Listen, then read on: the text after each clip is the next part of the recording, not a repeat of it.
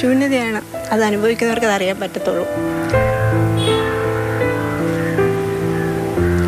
9 വർഷം എൻ്റെ ഇടവും വലം നിന്നവർ അതുകൊണ്ട് അവിടെ കൊണ്ടുക്കിടത്തേക്ക് മണിൻ്റെ അത്.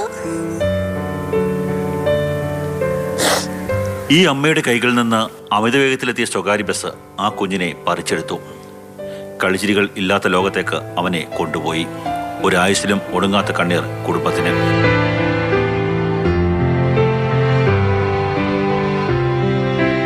മിടുക്കനായിരുന്നു 4ാം ക്ലാസ്സുകാരനായ സിദ്ധാർത്ഥ്. 2023 ഓഗസ്റ്റ് 13 ചെണ്ട പഠിക്കാനായി അമ്മയ്ക്കൊപ്പം സ്കൂട്ടറിൽ പോയതാണ്. ചിരികളികളുമായി ഈ വീട്ടിൽ നിന്നിറങ്ങിയ ആ കുഞ്ഞിന്റെ അവസാന യാത്രയാക്കി മാറ്റി സ്വകാര്യ ബസിന്റെ അമിതവേഗം. ചിത്രകലയിലും ചെണ്ടയിലുമൊക്കെ തന്നെ നല്ല കഴിവുള്ള കുട്ടിയായിരുന്നു സിദ്ധാർത്ഥ്. സിദ്ധാർത്ഥിനെ ചെണ്ട പഠിപ്പിക്കാനായി അമ്മ ഡയാന സ്കൂട്ടറിൽ കൊണ്ടുവരികയായിരുന്നു. ആ സമയത്ത് ഞാനിപ്പോൾ നിൽക്കുന്ന ഭാഗത്തുകൂടി ഒരു KSRTC ബസ്സിനെ അമിത വേഗത്തിൽ മറികടന്നെത്തിയ സ്വകാര്യ ബസ് അവരുടെ സ്കൂട്ടർ ഇടിച്ചു തെറിപ്പിക്കുകയായിരുന്നു. തിരുവനന്തപുരം മെഡിക്കൽ കോളേജിൽ വെച്ചാണ് ആ കുഞ്ഞിൻ്റെ ജീവൻ നഷ്ടമായത്. അയ്യോ, എന്തൊരു സ്വഭാവമായിരുന്നു എൻ്റെ ദൈവം. എല്ലാവരെയും അത് നല്ല തിരിച്ചറിവും. പഠിക്കാൻ ബുദ്ധിയുണ്ട്, ഡ്രായിങ്ങിന് പോവും, പടം വരയ്ക്കാൻ പോവും, ചെണ്ടയ്ക്ക് പോവും. എല്ലാം എൻ്റെ പൊന്നുമോനെ നമുക്ക് ഇത്രയും ദിവസത്തേക്കകം നമുക്ക് തന്നിട്ട് നമ്മളിൽ നിന്ന് പോയി. നമുക്കത് ഉൾക്കൊള്ളാൻ ഇനി മരിക്കും കാലം വരെ അത് പറ്റത്തില്ല.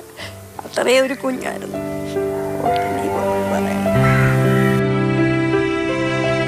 സിദ്ധാർത്ഥിന്റെ കളിപ്പാട്ടങ്ങളും സൈക്കിളും എല്ലാം വീടിന്റെ ഒഴിഞ്ഞ കോണിലുണ്ട്. ഒരു കണ്ണീരോർമ്മയായി. ഈ കുടുംബത്തിന്റെ വേദനകൾ ഒരു പരിധിവരെയെങ്കിലും മറക്കാൻ 6 മാസങ്ങൾക്ക് മുമ്പ് മറ്റൊരു ആൺകുഞ്ഞ് പിറന്നു. അവനെ സിദ്ധാർത്ഥ എന്ന് പേര് നൽകി വളർത്തുന്നു. അപ്പോഴും തന്റെ ആദ്യ കൺമണിയെ നഷ്ടമായ ഈ അമ്മയുടെ ചോദ്യത്തിന് അധികാരികളും അമിതവേഗത്തിൽ വാഹനം ഓടിക്കുന്നവരും എന്ത് മറുപടി നൽകും? ഓടിക്കുന്നവർക്കൊക്കെ ഓടിച്ചു പോയാൽ മതി, അവർക്ക് അവരുടെ കാര്യങ്ങൾ ഒക്കെ നോക്കിയാൽ മതി. പക്ഷേ ഇതുകൊണ്ട് അനുഭവിക്കുന്ന നമ്മളെപ്പോലുള്ള സാധാരണക്കാരെ ജനങ്ങൾ, നമ്മളാരോടെ പോയി പരാതി പറയുന്നത്? അവരുടെ അടുത്ത് വണ്ടി ഓട്ടം നിർത്താൻ പറയാൻ പറ്റുമോ?